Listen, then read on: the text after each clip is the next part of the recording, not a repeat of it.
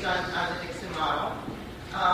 And they were going to bring Dixon in to explain his method, but they were buying everybody on the task force copies of his book, so they could be well informed. And indeed, the president had sort of set up a task force appointed by him, responsible to him, and given a mandate by him to review all the programs on campus, academic and non-academic. The committee itself was set up to be largely administrators. There were only 3 non-administrative faculty on the committee of 11. So that was of concern to us immediately. In mid-July, Luca began to publicize its suggestions to the program. We began regular blogs on the program review that we shared with our members. And indeed, we were pretty well the only source of information that was happening. The university was quite closed about what was going on.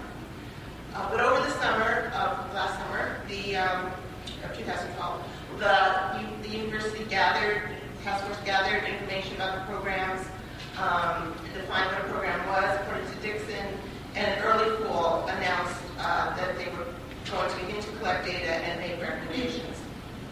In September, 2 members of the Booth executive moved a motion at the Governance Committee Senate that the president stop his review of academic programs and that any such review be requested of Senate as part of its legislative responsibility to manage academic programs.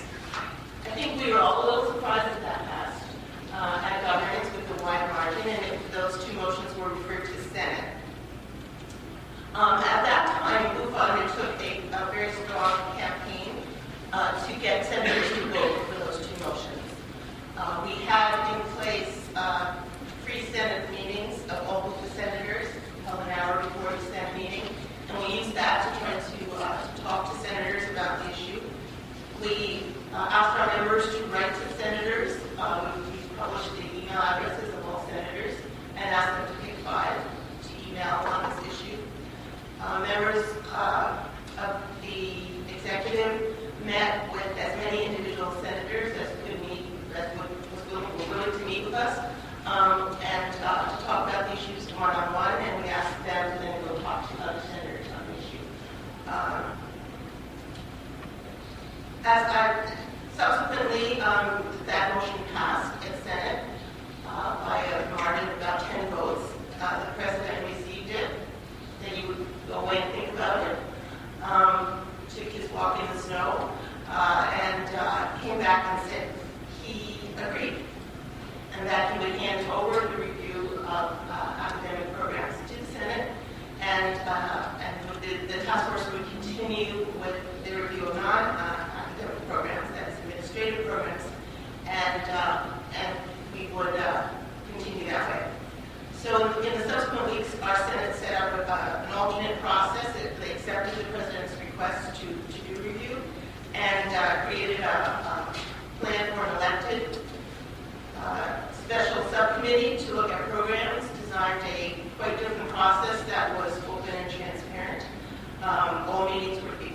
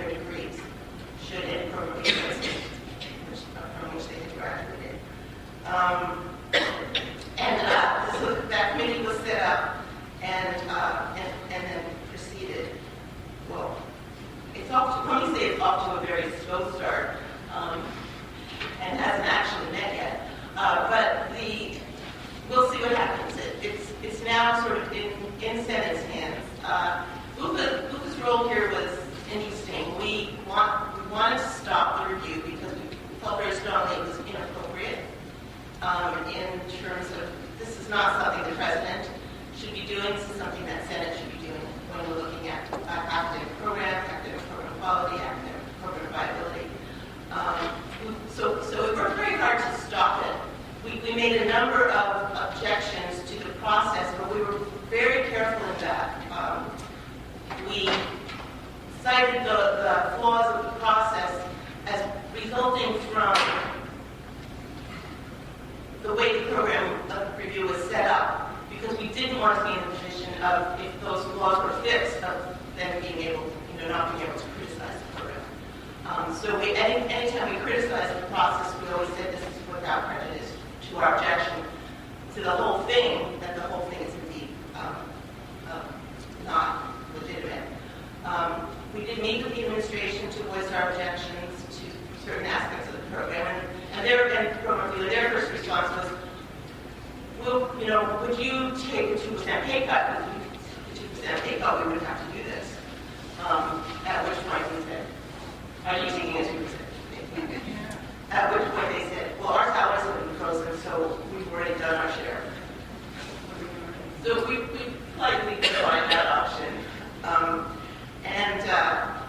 And then they promptly refused to change anything anyway, so that was the subject of another blog post. So basically, FUCA's role was to stop the process, but then not to participate in it any further. We did not want to be in a position where we had an ex officio spot a voting spot on the committee.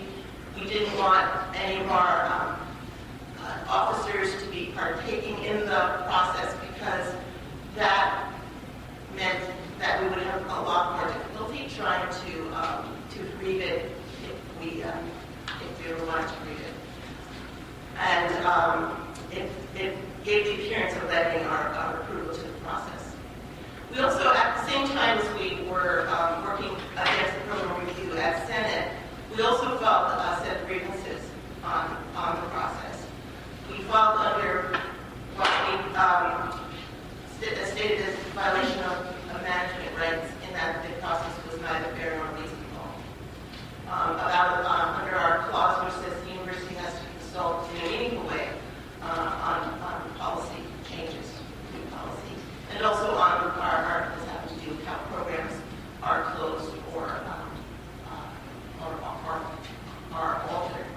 So we had that, and we did file those grievances when the Senate took over the process of program review. Those were dropped, and hopefully we won't need them again, but they're already